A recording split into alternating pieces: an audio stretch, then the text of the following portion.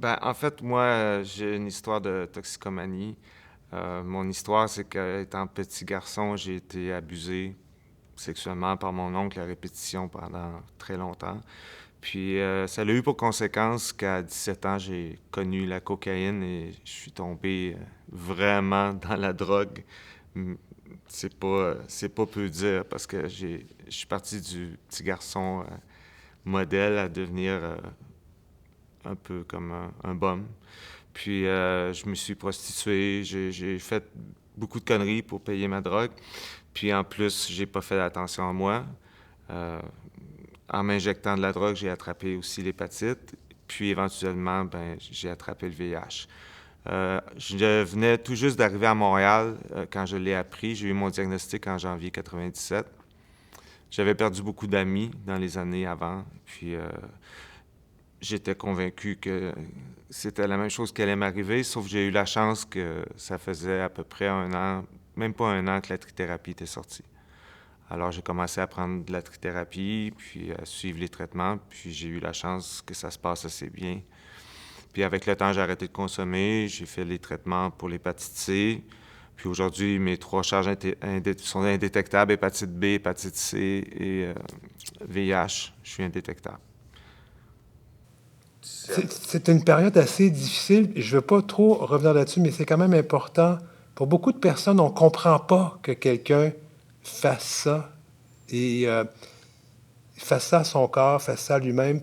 Comment tu expliques ça aux gens, tu sais, pour que ça soit compris? Hmm.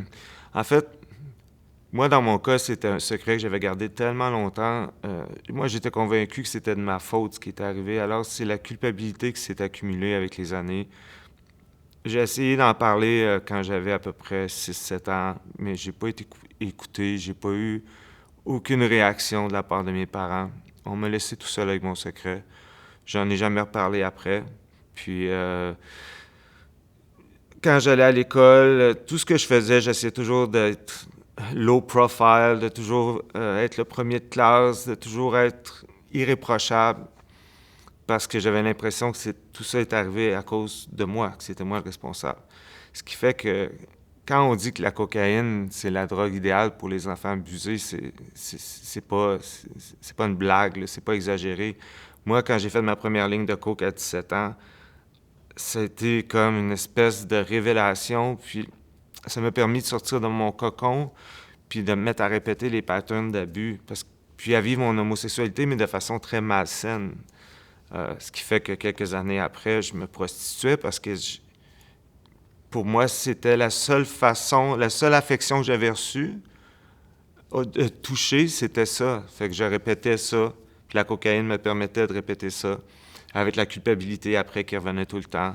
Fait que c'est un cercle vicieux, tu retombes dedans, tu te sens coupable, tu retombes. Puis ça prend des années à s'en sortir. J'ai fait 3 thérapies, des longues thérapies.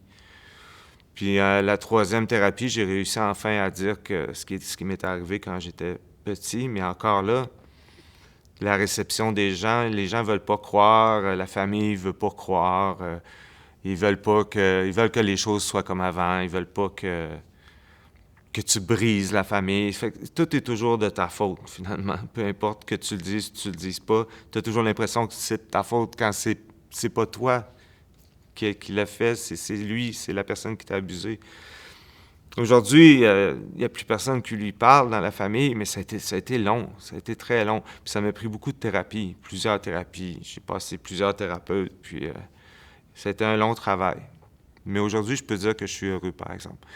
Puis je pense que le fait d'avoir eu mon diagnostic de VIH, c'était là qu'il y a eu un déclencheur. Parce qu'en sortant de chez le médecin, j'avais dit à ma soeur, je vais me prendre en main, puis je vais avoir une meilleure vie, je vais prendre soin de moi. Puis ça s'est pas fait du jour au lendemain, mais éventuellement, j'y suis arrivé. Ça a pris du temps, mais j'y suis arrivé. Puis mon premier réflexe, j'avais demandé au médecin, si la trithérapie fonctionne pas, il me reste à peu près combien de temps à vivre? Il voulait pas me le dire, il ne veut jamais le dire. Mais j'ai insisté, puis il m'a dit, il te reste à peu près 18 mois. Et moi, mon premier réflexe, ça a été de réaliser les rêves. C'est des rêves peut-être qui ont l'air anodins, mais j'étais dans la vingtaine. J'ai rêvé d'aller habiter à New York 1 an, puis je l'ai fait. Je rêvais de monter un gros show de drag queen. Je l'ai fait. J'ai essayé de tout faire ce que je pouvais faire parce que j'avais l'impression que mon temps était très limité. Puis je suis resté avec cette impression-là encore jusqu'à aujourd'hui.